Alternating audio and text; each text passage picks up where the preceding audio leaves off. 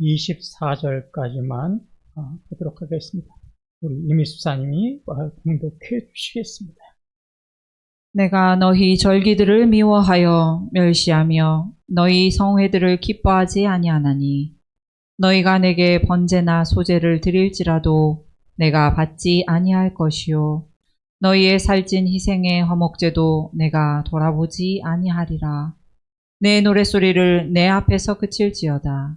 내 비파소리도 내가 듣지 아니하리라. 오직 정의를 물같이 공의를 마르지 않는 강같이 흐르게 할지어다. 주님만 바라보는 저와 여러분 되시기를 주님의 이름으로 소망합니다.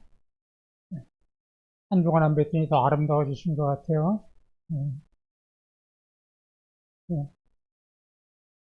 아직까지도 몸이 좀 많이 회복이 안 됐습니다. 오늘 아침 몸무게를 재보니까 5kg가 빠졌더라고요. 가뜩이나 강목사 말씀이 가뜩이나 배쩍 마르면 빠질 때가 또 있냐고. 그리고 아직까지도 황달기가 굉장히 많이 남아있어가지고 얼굴이 좀 노랗게 보이는데 조명이 아닙니다. 그냥 첫차 회복이 될 줄로 믿습니다.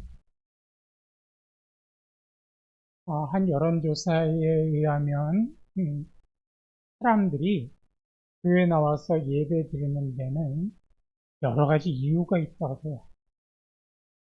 그래서 그 순위를 보니까 첫째는 어려서부터 교회에서 예배를 드렸던 그런 생활 습관 때문에 그냥 그 습관을 그대로 이어가서 예배 드리는 사람들이 있고요.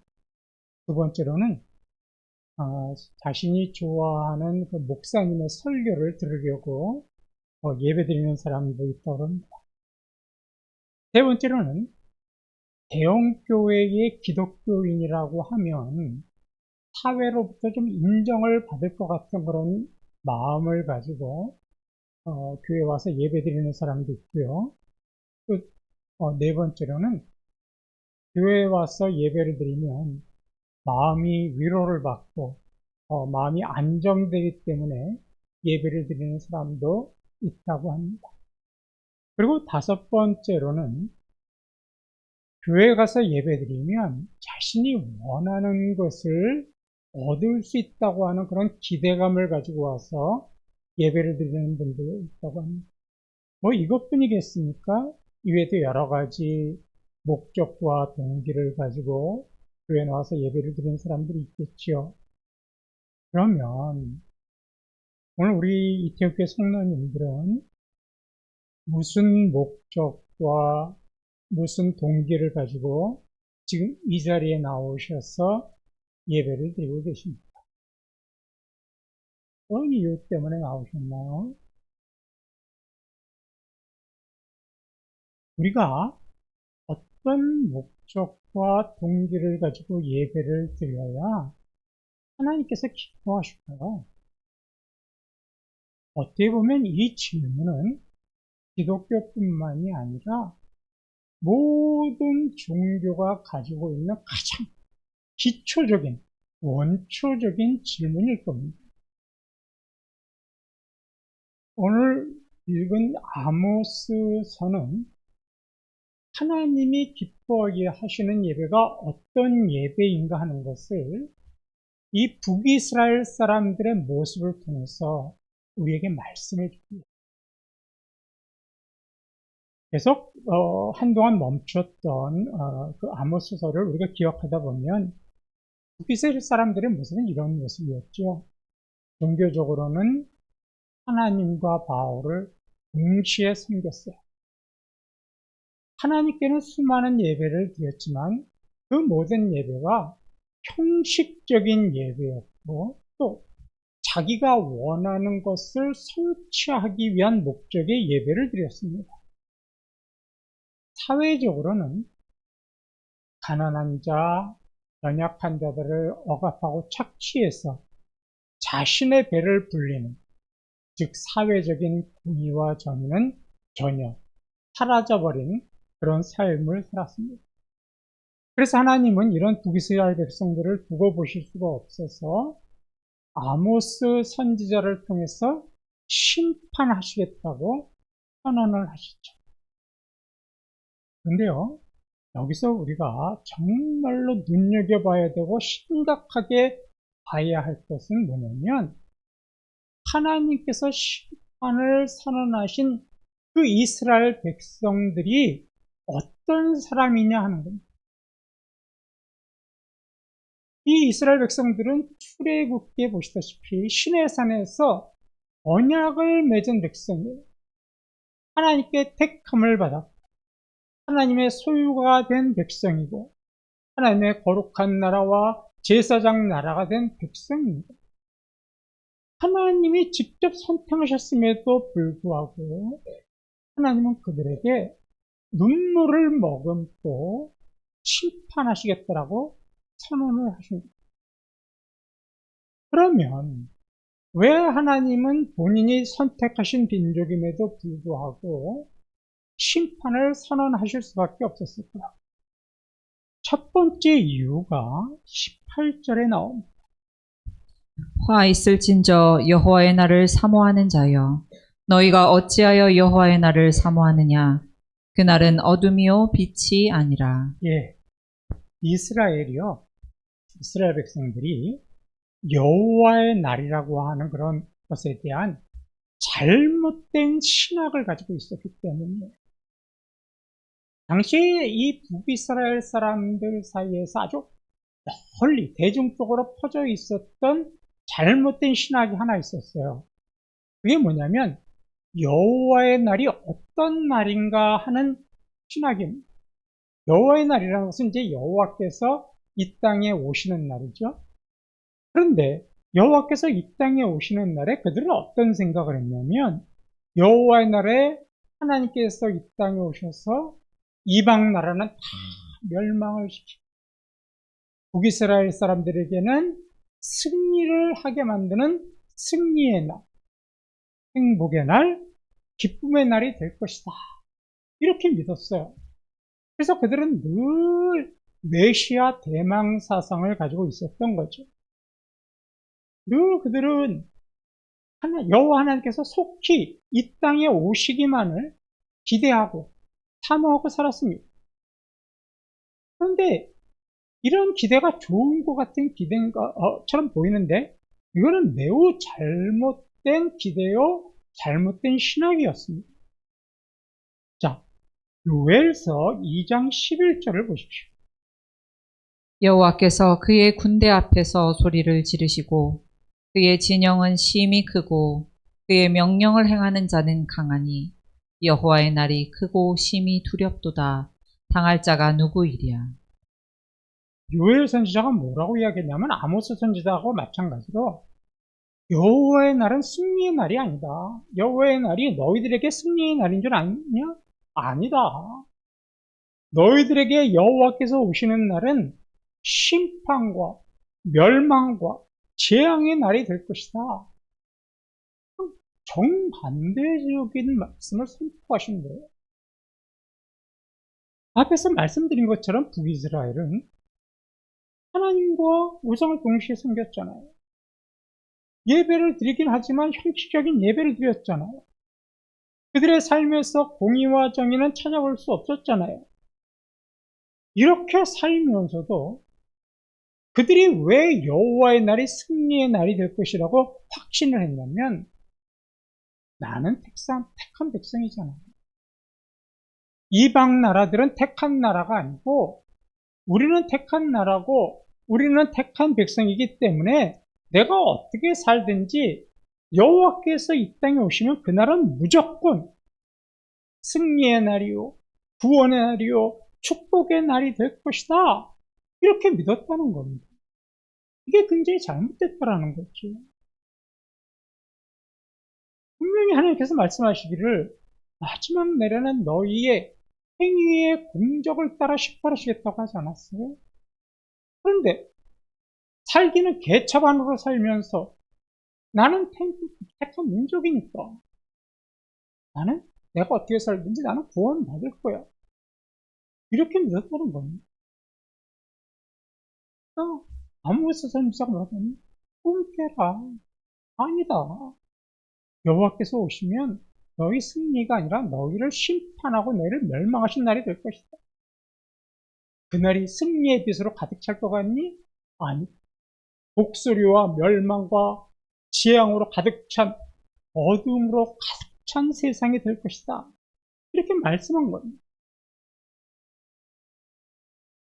이스라엘 백성들이 아무리 하나님으로부터 택함을 받은 민족이라고 할지라도 그들의 행동이 이처럼 하나님 앞에도 거룩한 예배를 드리지 못하고 하나님과 세상을 동시에 섬기고 삶 속에서 하나님의 영광을 드러내지 않는다면 아무리 택한 민족이라고 해도 심판과 멸망의 여호와의 날을 피할 수는 없습니다.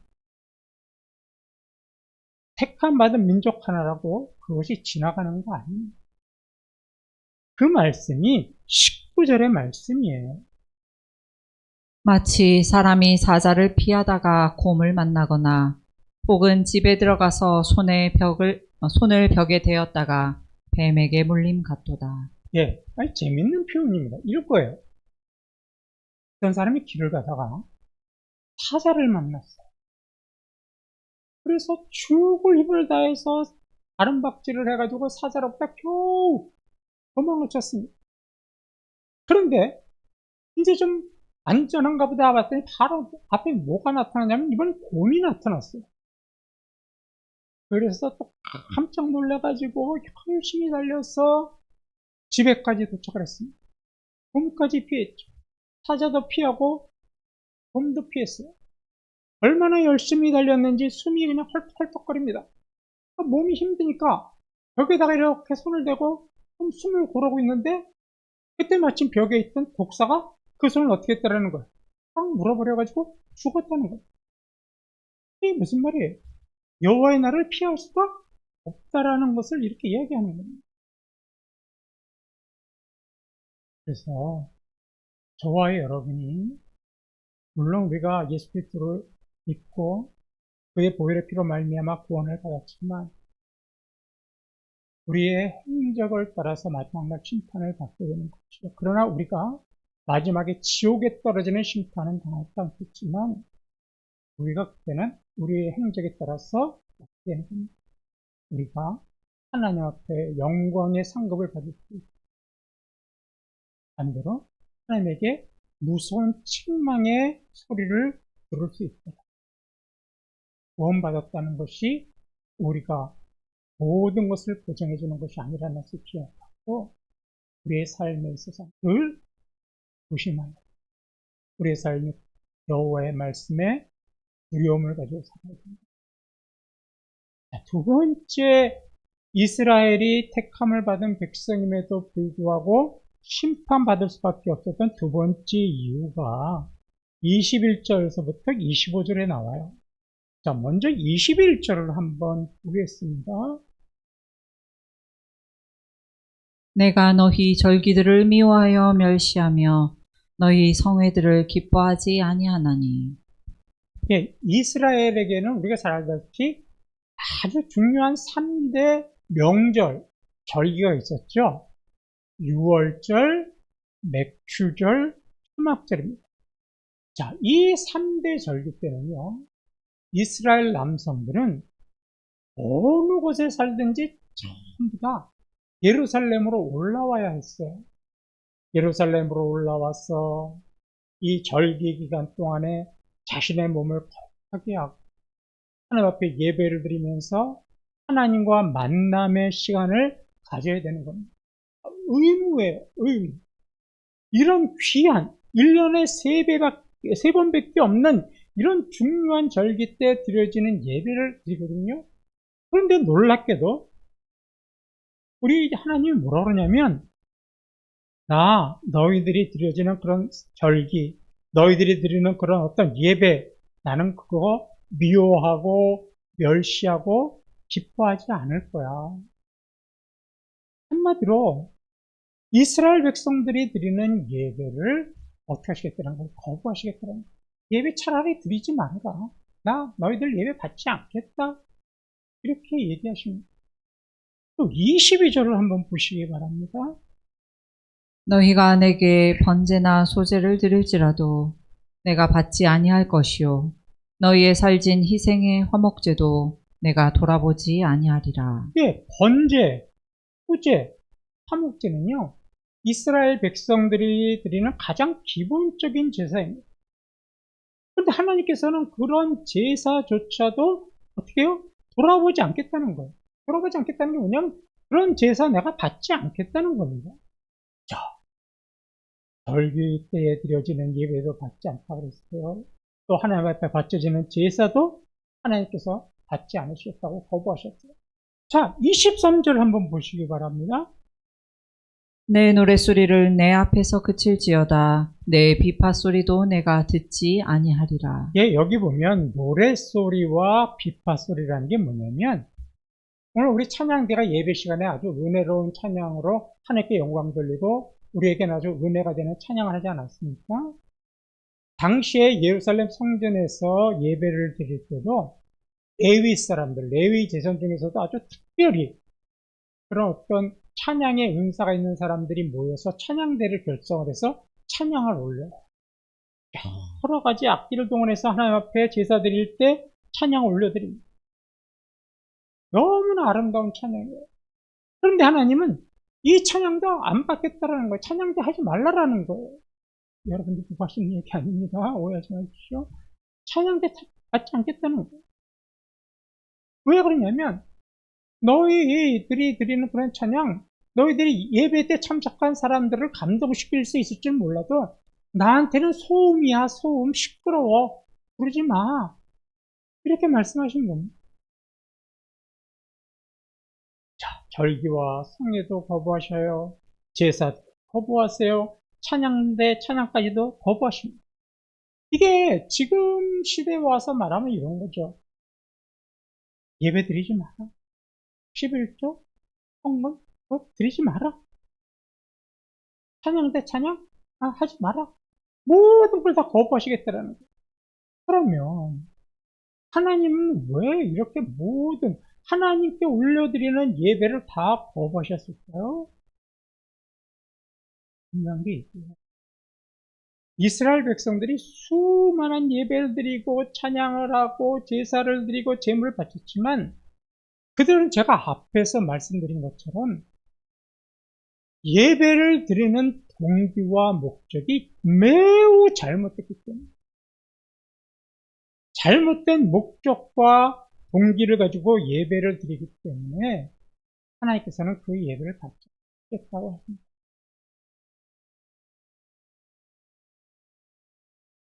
그들은 정말로 철저하게 예배드린 민족입니다.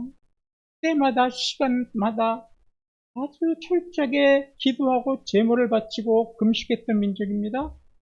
그런데도 그들이 드리는 예배에서 그들은 예배의 가장 기초적인 원리, 기본적인 원리를 하나 놓치고 있었어요.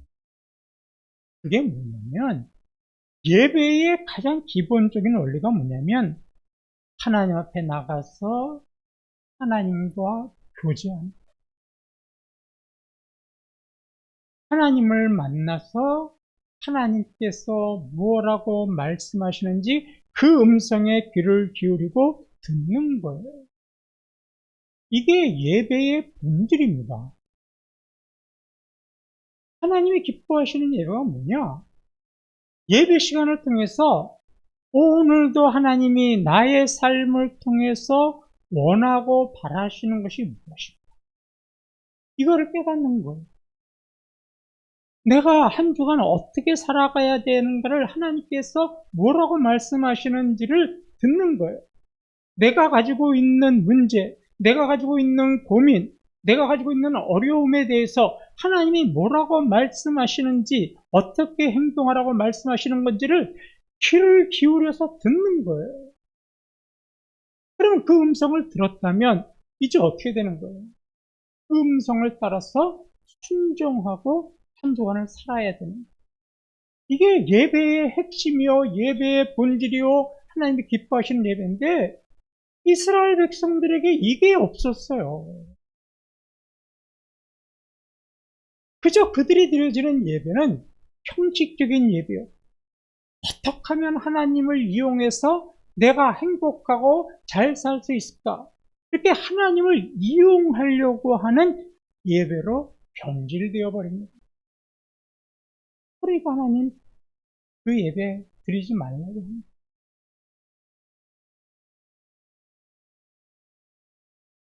자, 말씀을 이제 좀 마무리 지어가지고. 몸이 아프면 좋은 것도 있어요. 빨리 설교가 끝난다는 것도 있습니다. 네.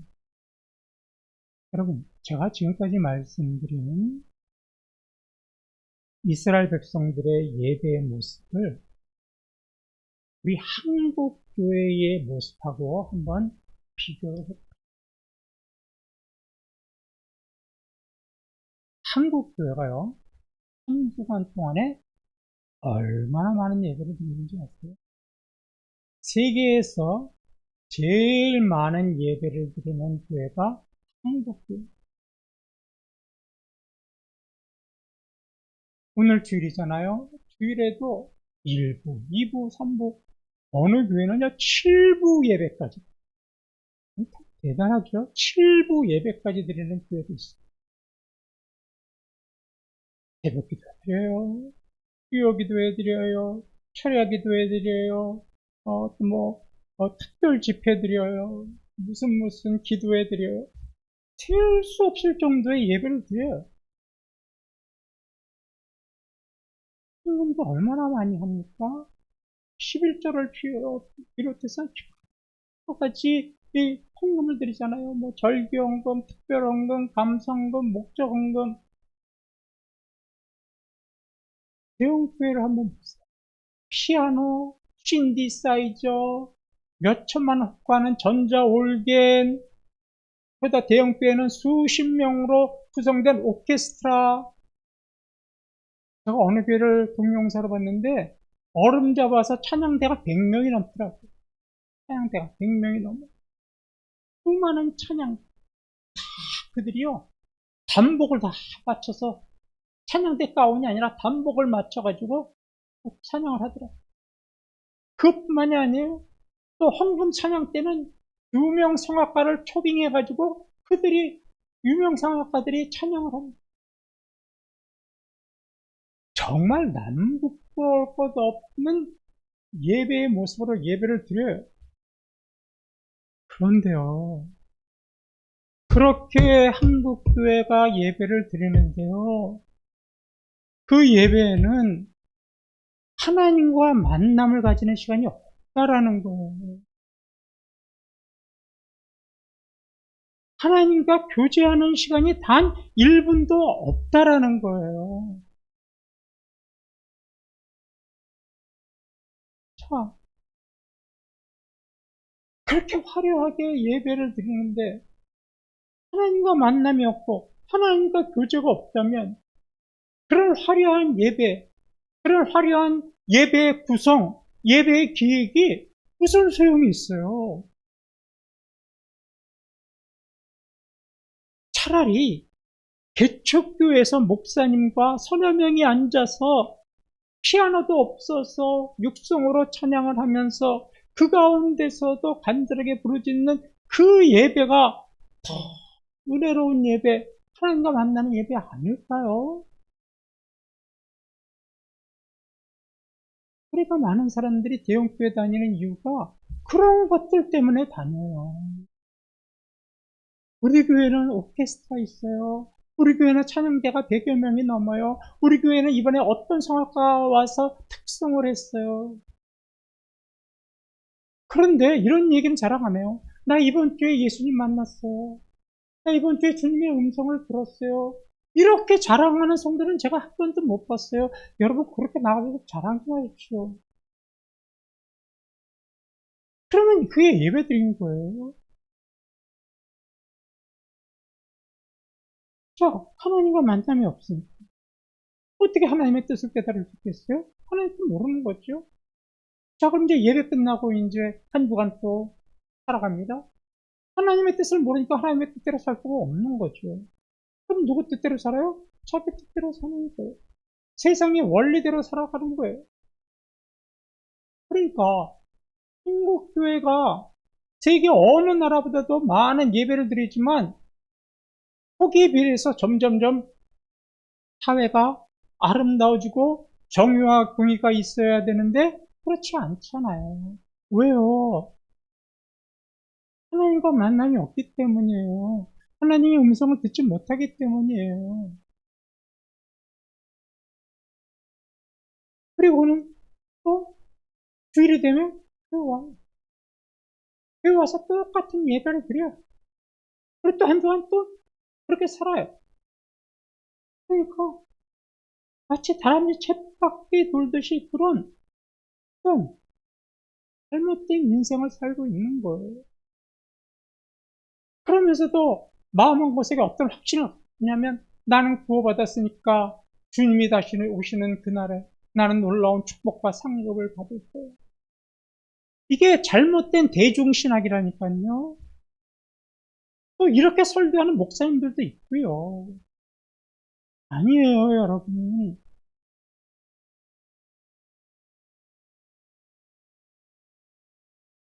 하나님께서 정말로 원하시는 게 뭘까요?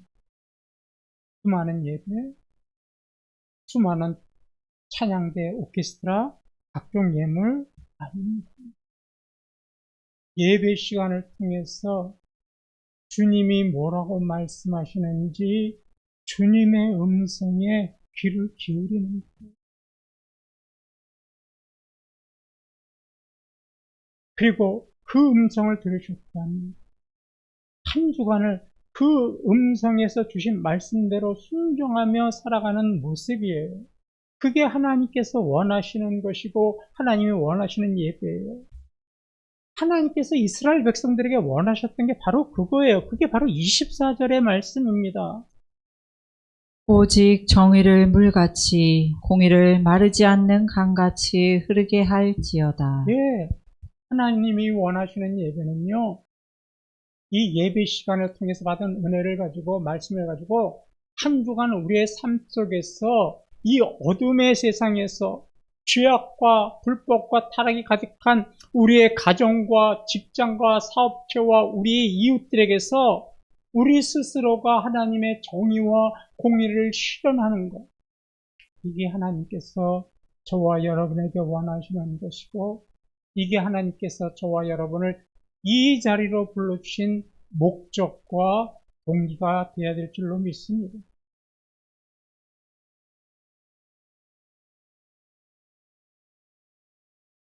지금 많은 그리스도인들의 모습을 보십시오. 대부분의 성도가 주일에 예배를 드립니다. 하지만 하나님이 원하시는 삶이 무엇인지 깨닫지 못하고 하나님과의 인격적인 교제도 없다 보니까 하나님의 뜻과는 상관없는 삶을 살잖아요. 그러니까 오히려 자랑스러운 그리스도인이 아니라 남들에게 부끄러운 그리스도인이 되어갑니다.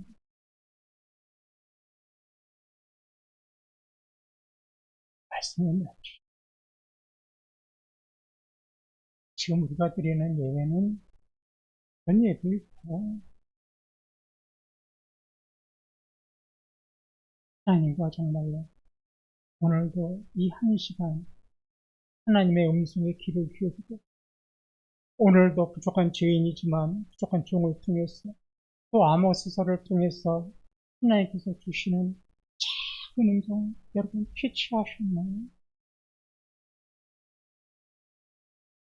아니면 유일이니까 교회 나와야 되기 때문에 나오셔서 이 자리에서 예배 드리고 계시는 건가요?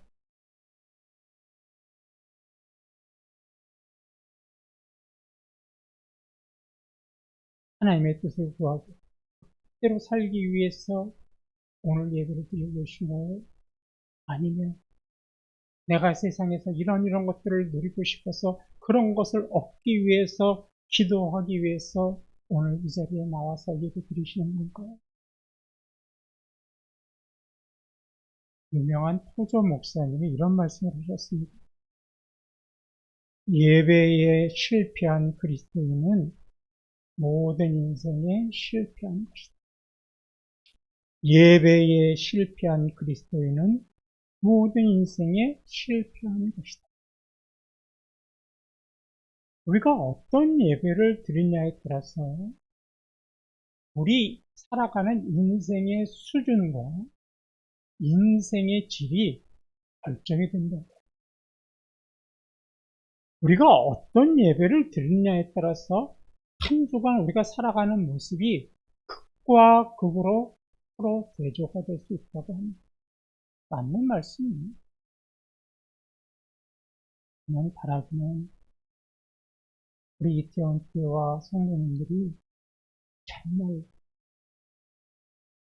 우린 보잘것없는 교회고 아무것도 내세울 것 없는 교회지만 그래도 우리 교회에서 나는 예배 시간을 통해 주님의 음성을 들을 수 있고 또 그 음성대로 나의 살기로 결단하는 성도들이 모여있는 교회라고 하는 그런 자부심을 갖고 또 그런 또 간절한 소망으로 예배를 드리셨으면 참 좋겠습니다.